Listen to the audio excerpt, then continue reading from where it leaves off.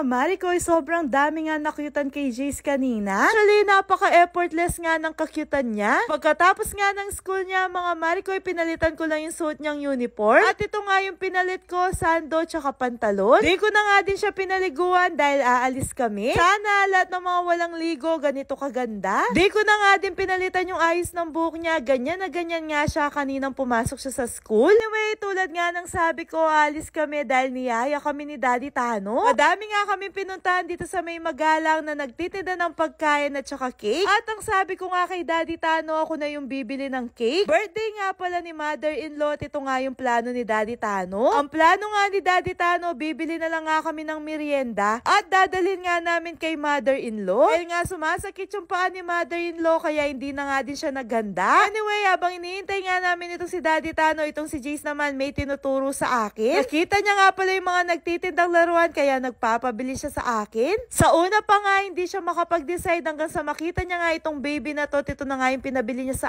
akin. Ito naman, pagkatapos namin bumili, dumating na nga itong si Daddy Tano. Alam nyo ba, gabi pa lang ay tinatanong ko na kay Daddy Tano kung ano yung plano niya, kung ano nga yung ireregalo niya kay mother-in-law. Ang sabi niya naman sa akin, wag na daw akong mag-alala, siya na daw yung bahala. Sa dami nga ng mga binili niyang merienda, from magalang, napadpad pa nga kami ng pandakake. Pili nga din pala siya ng kalamay gandus dito nga sa may pandakake. At dumiretso na nga kami sa Bicol dahil dito nga yung bahay matanda nila Daddy Tano. Pagdating nga namin dito, mga Marikoy, hindi kagad binaba ni Daddy Tano yung mga dala niya. Umalis nga si mother-in-law para tawagin niya si father-in-law na nangangapit bahay. At dito na nga yung pagkakataon ni Daddy Tano para ibaba niya yung mga pinamili niya. At itong si Jace nga, pagkakita niya pa lang sa mga pagkain, ang sabi niya sa akin, yummy food daw. Pagbalik nga ni mother-in-law, tuwang-tuwa siya. Paano ba naman kasi akala niya nakalimutan na siya ni Daddy Tano? Simula umaga pa kasi, mga Marikoy, hindi pa siya ginigreet ni Daddy Tano. Sabi ko nga pala kay Jace, kiss niya yung lola niya dahil birthday niya. Pagdating nga ni mother-in-law, dumating na nga din si father-in-law. At ganyan po talaga mag-bless itong si Jace, tamad na tamad. Dahil sobrang daming pinamili ni Daddy Tano, kaya hindi kasya sa isang lamesa. Kaya inassemble na nga ni Daddy Tano yung isang lamesa pa. Pagkatapos nga ma-assemble ng lamesa, inayos ko na nga itong mga dala-dala namin. Yung mga in-laws ko lang nga pala yung nandito, kaya sabi ni Daddy Tano, iyayin na nga nila yung mga kapitbahay nila na mga kamag-anak din. Pinapa-invite nga ni Daddy Tano yung mga tita tsaka tito niya tsaka mga pinsan na nga din. Di pa nga sila dumadating, mga Marikoy, itong si Jace gusto nang magbenamano sa pagkain. At ayan na nga, mga Marikoy, hindi pa nga nabublow yung candle, kumakain na siya. Huwag na po kayo magtaka, mga Marikoy, kung busog-lusog ngayon itong si Jace. Hawak niya nga palang pizza ay pangalawa na. Yung una niya nga kinakain, mga Marikoy, nakalahati niya. Tapos napansin niya yung pizza na cheese, kaya yun yung kinuha niya. Pinagpalit niya nga yung unang kinakain niyang pizza. Totoo lang, medyo naiiya na ako kapag pumupunta kami ng mga handahan. Kasi nga, mga Marikoy, itong si Jace lagi siya nagbebe naman sa mga pagkain. Pagkaubos nga ng pangalawang pizza, mga Marikoy, nangihingi na naman siya ng isa pa. At hindi na nga siya natiis ni Daddy Tano, binigyan pa nga siya ng isa pa. Dala-dala nga namin itong mga pagkain na siya pa nga yung nagbenamano. Nagtatago pa nga siya, pero inupo ko siya sa may lamesa. At ayan nga yung mga eksena, habang naghihintay nga kami, itong si Jace busy siyang kumain. Ilang minuto lang naman kami naghintay, mga Marikoy, dumating na nga din yung isang kapatid ni mother-in-law. At kasama niya nga yung dalawang anak niya tsaka isang apo. At pinanggigigilan pa nga itong si Jace. Anyway, dahil nagugutom na nga kaming lahat, kaya pinablow na namin yung candle kay mother-in-law. At syempre, pinagkanta muna namin siya, mga Marikoy. At hanggang ngayon, mga Marikoy, kumakain pa rin ng pizza itong si Jace. Pinalapit ko nga siya kay lola niya para sumabay sa pagkanta ng happy birthday. Kaso, mga Marikoy, akala niya yata siya yung may birthday. Gusto niya nga siya yung mag-blow ng candle. Kaya sinindi ulit ng lolo niya yung candle at pinablow nga sa kanya. Kaya daw siya nag-blow din ng candle. Gusto niya daw mag-wish para sa lola niya. Sana daw gumaling na yung paa ng lola niya at hindi na sumakit. Sumasakit nga yung paa ni mother-in-law, ilang beses na nga siya na-check up. At sana ngayon ay tuluyan ng gumaling. Anyway, pagkatapos nga mag-blow the candle, kumain na nga kami. Una ko nga kinuha itong panset at saka yung kalamay gabi. Akala ko nga, mga Marikoy, itong si Jace busog na sa pizza. Ayun pala, nagpakuha pa nga siya sa akin ng panset. At ayan nga,